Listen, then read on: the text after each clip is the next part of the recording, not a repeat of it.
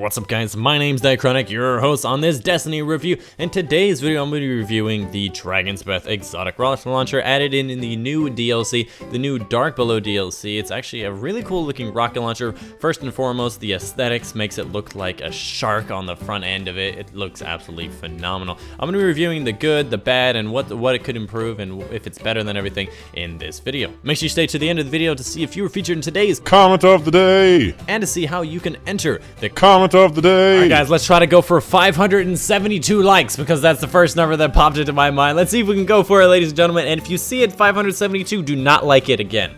I'm watching you guys. If I see 573, I'm gonna be pissed.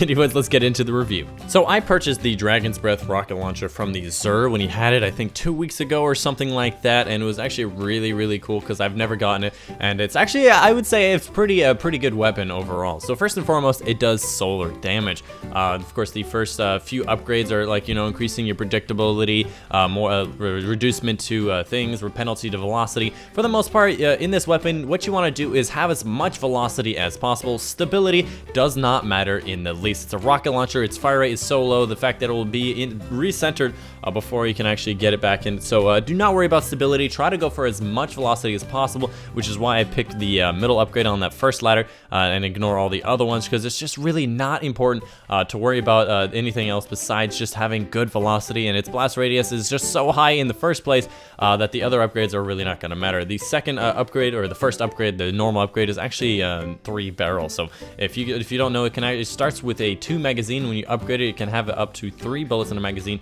or not bullets, 3 shots in a magazine, which is weird because on this screen it actually still says it has 2 in a magazine. Maybe it's because it's a special upgrade, not in a ladder upgrade. It's kind of weird, but anyways, it gives you 3 in a tube. It's not really that much important of an upgrade, but it kind of helps when you have bosses. You can shoot 3 at a time. It can't hurt, but I wish there was another upgrade. Obviously, you have your standard damage upgrade, and then you have your other upgrades here.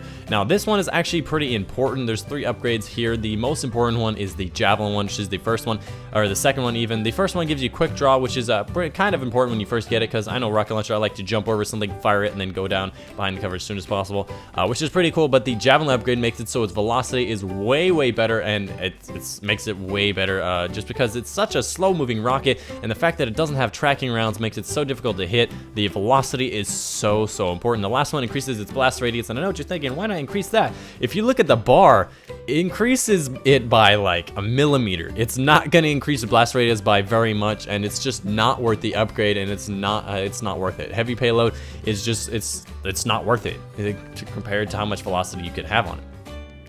And the last upgrade is the Pyromancer Upgrade, which makes this weapon actually the beast that it is. It makes it so it leaves a solar flare when you actually hit the target. So if you guys don't know, if you've ever played a Warlock, the fire grenade that it leaves on the ground, the little glowing thing, basically an area of effect grenade that it leaves on the ground for like 3 seconds, which is actually the reason why this weapon is actually pretty good. The rest of them obviously are damage upgrades. You need spin metal and all that stuff, and of course an exotic shard on the last upgrade to upgrade it. This weapon goes up to 331, so that's a pretty cool upgrade. The main uses of this is to hold choke points and attack bosses that don't move very much. So my example in this video is obviously going to be the Devil Walker. He doesn't move very much. You fire 3 in there, all of his legs are going to start getting hit by the solar damage, and it will continually hurt it over time. So you launch in 3 of those, you're going to do so much damage to him, which is actually really good. As well as the fact, if you have a bunch of thralls coming at you, you can lock down a choke point. They'll stay behind the choke point, so you don't have to worry about pulling out, like, you know, a Warlock grenade or anything, which is really cool. And lastly, the aesthetics of it is phenomenal. If you're just holding it normally, you can notice that there's actually smoke coming out of the gun, and when you fire a rocket, the fire comes out of the left side of the gun, which makes it look so cool. And I love the aesthetics of this gun. Honestly, it's the best one, as well as the fact that it has a shark face on it. And that's just the coolest thing. I mean, that's the only reason I bought it right there. And I can tell you that I don't buy things just for nothing, let me tell you. But this shark face actually means a lot to me, because I played a lot of games, like, you know, back in Halo 3 when they had the flamethrower with that same shark face on it. You know, those airplanes in World War I or II that had the shark face on it. It's like a really iconic face throughout the entirety of Halo, as well as just history, which is really cool.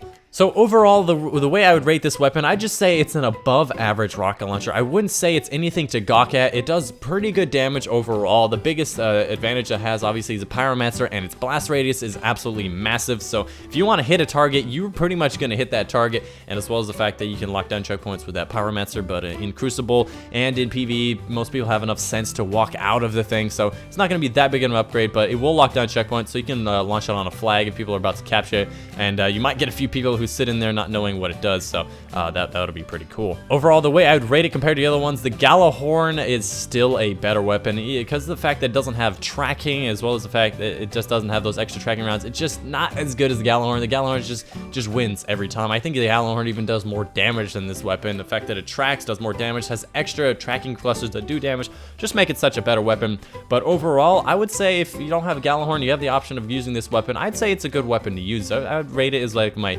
maybe second or third best rocket launcher in the game. And yeah, that's pretty much the video for you guys today, pretty much the review. Let me know in the comments down below what you think of this weapon. If there's some extra things that you think I didn't mention, make sure you look down in the comments down below to look at what other people say, what their opinion on is it.